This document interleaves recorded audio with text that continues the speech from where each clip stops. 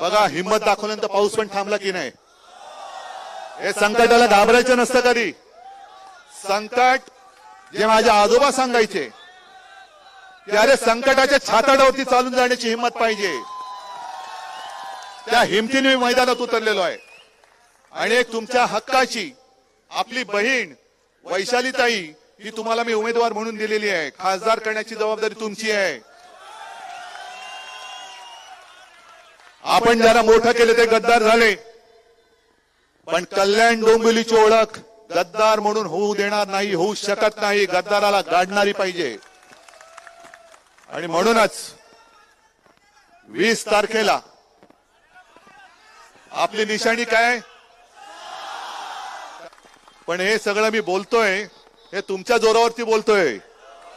तुम्ही साथ देणार आहात ना, विजय मिळून देणार आहात ना. पैशाचा महापूर येईल, आयुष्य विकणार आहात, भविष्य विकणार आहात, खोक्यामध्ये बंद होणार आहात.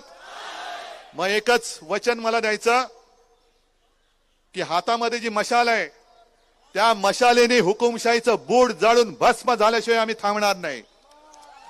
या बघा मशाली पेटलेल्या आहेत. लावा सगळ्यांनी मोबाईलचे टॉर्च लावा, जरा सगळ्यांनी लावा.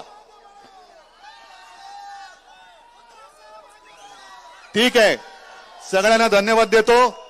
आणि वैशालीताई आता तुमची जबाबदारी आहे. गद्दाराच्या विरुद्ध मला निसट्टा विजय नकोय. असा गद्दाराला गाडा की पुन्हा कित्येक पिढ्या कल्याण डोंबिवलीमध्ये गद्दारीचा किडा वळवळता कामा नये. जय हिंद, जय महाराष्ट्र.